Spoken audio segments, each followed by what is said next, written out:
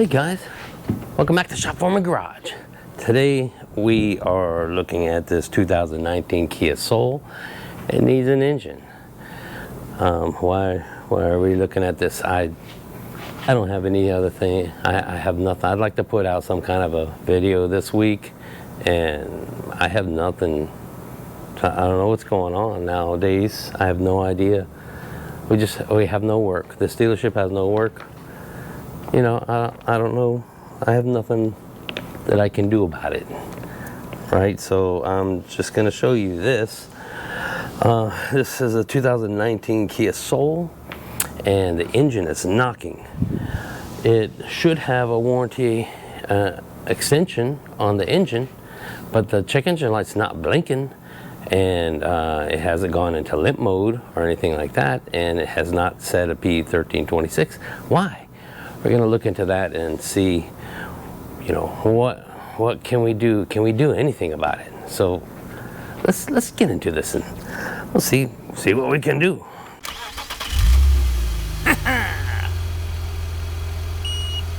Oh no.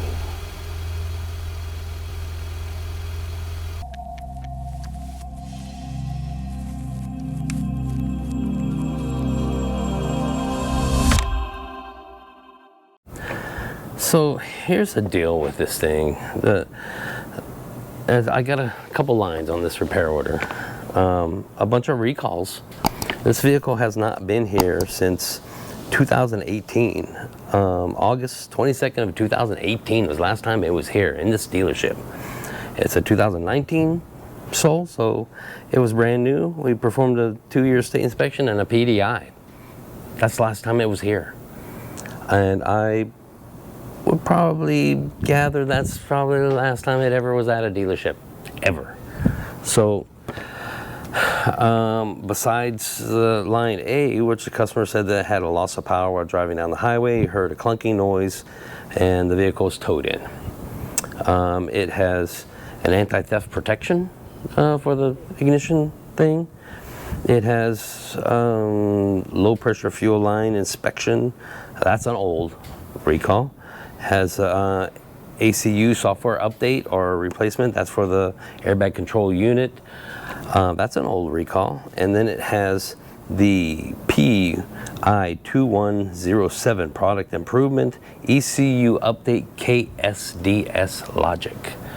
What does that mean? That means that this vehicle never had KSDS logic improvement done. Never. It doesn't have a P1326 set, because it doesn't have KSDS logic improvement in it. And it's a sad thing. Whenever I look into the VIS,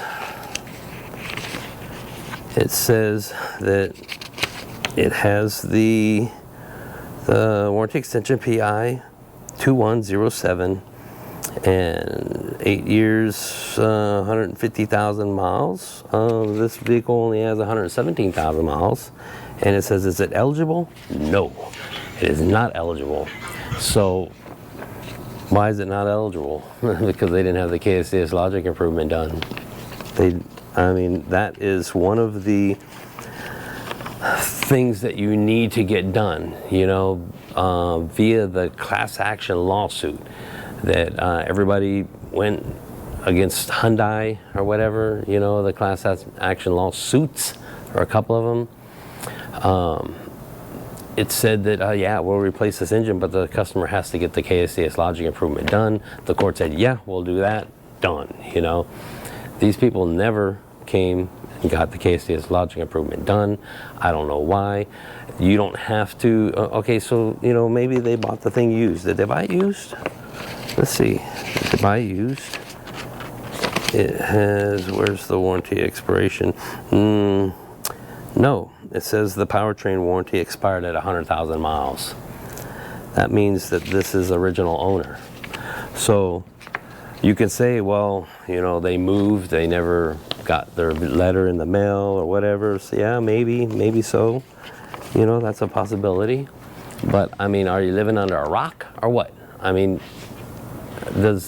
pretty much everybody knows, even people that aren't owners of Kias and Hyundais know that there's problems with the engines, there's engine recalls and stuff like that.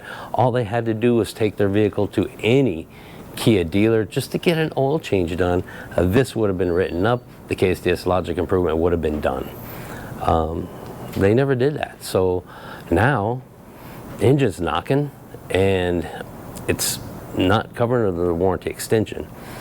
Luckily, they have an extended warranty that they bought, I guess, when they bought the vehicle or whatever. So the extended warranty wants us to tear this engine down to tear it down to where its failure point. So you know that its failure point is the rods, the rod bearings. So that's what we're going to do. We're going to pull out the rod bearings and we're going to look at them. And that's pretty much the extent of this video. Let's look at the rod bearings and see what we can see. See how bad it is. The thing drove in. I don't want to run it because it sounds like it's about to come apart. It really doesn't. If the engine locks up, you know, then it's going to be a lot harder for me to tear it down. Extended warranties, they don't pay, you know, much for technicians to pull engines apart and tear them down. If the engine locks up, then it's going to take a lot more labor to tear the thing down, which means that the extended warranty is not going to be paying for it. The customer is going to be paying for it. So let's try and save the customer some money, and let's just tear it down right now. So I should just be able to pull the oil pan off, and we should be able to pull rod bearings out right there, and let's look at them. So let's do that right now.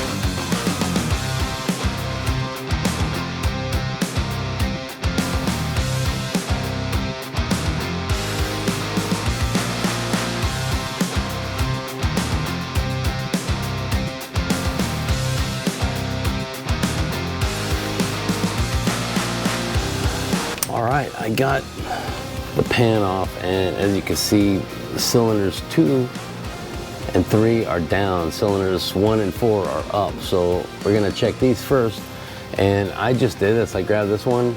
I don't know if you can hear that, the thing's moving.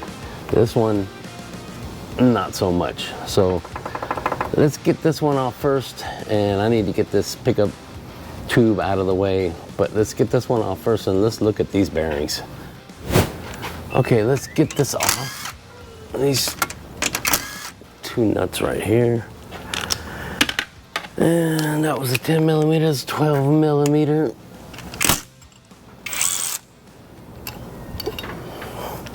And these caps, this is a 10 millimeter 12-point socket.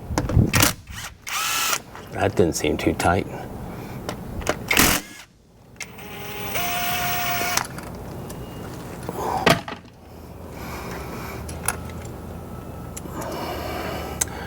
Yeah, it's most definitely spun.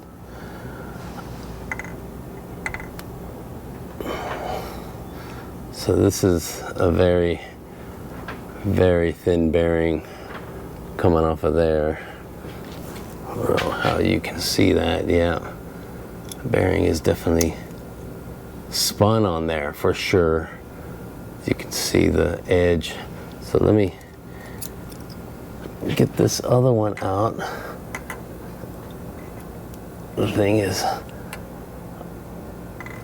coming out pretty easily. Yep. So there it is. So let me set these aside and then we'll look at them.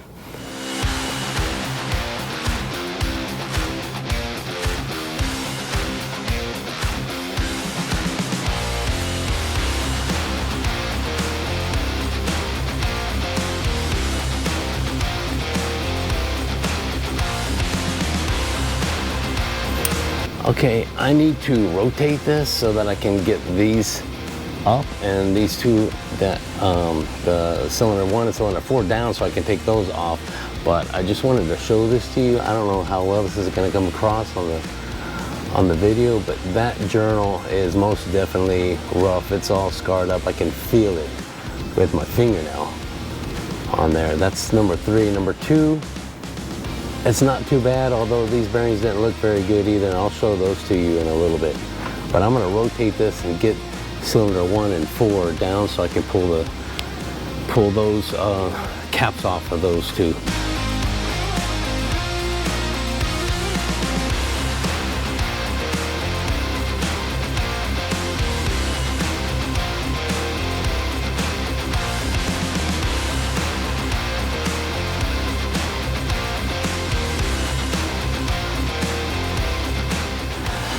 So every single one of these bearings is gone. So let me show you this. Let's start with, well, these are the cap side bearings, and these are the rod side. So upper bearings, lower bearings. This is cylinder 1, 2, 3, and 4. So let's just start with cylinder 1. This is the rod side bearing, and you could see that coloration right there. That's just part of the bearing where it's worn away, and you can see all that nastiness in there. It's just metal that has basically been ground into it. Here's the lower side. It's the same way. Now this bearing didn't spin. You see the back of it. It didn't spin. Neither did this one, the cylinder 2. It's the same way. It basically has metal just ground into the bearing. Upper. Now number 3 was the worst. So this bearing spun. You can see the back of it, you know, the way it is, and you know, compared to this non-spinning versus spinning, and it looks like it's wider, right? So we compare them. This bearing looks wider than that, right? Because it's flattened. It's been flattened out, and it actually has an edge on it, a very sharp edge on both sides. You see that sticking up right there? It has just completely flattened it out. This is the one that was making all the noise for sure. And it is just, there's just nothing left of it. It's thin. I can almost bend it just by squeezing it like that. And this, the upper one is the same way. It has a ledge on it. It's not as bad as that other one, but I mean, it's gone for sure. And then cylinder 4 spun also. So it's not as bad as cylinder 3, but yeah, it's bad. It's just, it's ground, all that stuff that got lodged into there, like this one, it just started just spinning it and smoothing all that out, and then the bearing started grabbing onto the crankshaft, and the bearing started spinning around with the crankshaft, spinning inside of this. So it's worn this away too, probably not that much, but still it has been spinning inside of that. So so yeah, that's it. That's most definitely the cause of the knocking noise, and of course the crankshaft itself has so damaged. And is this rebuildable? Of course it is. Of course that's rebuildable. So that's why you know, Kia or Hyundai, they want you to do the KSDS logic, so that when it starts knocking, like this one was knocking, it will start, the check engine light will start blinking, it'll go into limp mode, making you not drive it that much and take it into the dealership where it can be inspected and then replaced, and then this can go back and get rebuilt, so that the next person that comes around gets this same engine, probably not this one, but yeah, once it's rebuilt, it gets all new inner stuff. You know, it's not gonna, they're not gonna turn that crank, and they're not gonna re-hone this or anything like that. It's gonna get new stuff on the inside, but the block is savable for sure. So so yeah, that's the deal with with this, that's what happens when they first start to go out. Well, that's pretty much it for this video. You know, I mean, I just thought maybe y'all would want to see, you know, what these bearings look like when they're spun. They're spun and about to, you know, give out. This is what they look like when they start knocking before the engine locks up. Apparently, you know, you don't, extended warranty companies don't send out adjusters anymore, or if they do, it's just rarely, I guess. We end up sending pictures in, talking to the adjuster or someone from the extended warranty company on the phone, going through everything, showing them the pictures. I got the oil pan sitting here and stuff, and you know, showing them the shininess inside the oil pan, and you know, all these bearings that are all tore up and everything, and just other stuff about the engine and everything. And I'm pretty sure they're probably going to cover it. So we're just waiting to see, you know, what they say. If you want to see me replace the engine in this Kia Soul, let me know. Run on down in the comments. Let me know. I don't have it, so it's a good thing and the bad thing about this YouTube channel is a lot of YouTubers that are like me, that are technicians that have mechanical YouTube channels. A lot of times they got to go out, they got to spend money, they got to buy a project, bring it into the shop, make videos on it, tear it down, fix it up, buy parts, put parts on it and all that stuff. I don't have to do that. I don't go out and buy vehicles, and I don't buy parts. Customers bring their vehicles to me. They're the customer's vehicles. The customer pays for the parts and all that stuff. So that's a good thing. The bad thing about it is I don't have any work. I don't have anything that I can show you. I mean, who wants to see me do oil changes and tire rotations on vehicles all day long? You know, that's you know, there's only so many coolant control valves that I can replace on Mazdas, you know, that, I mean, how many times would you want to see that? You're not going to want to see it. So yeah, I'm waiting for something good to come in that's worthy of a video. In the meantime, I keep putting out videos like this. Now I do have a couple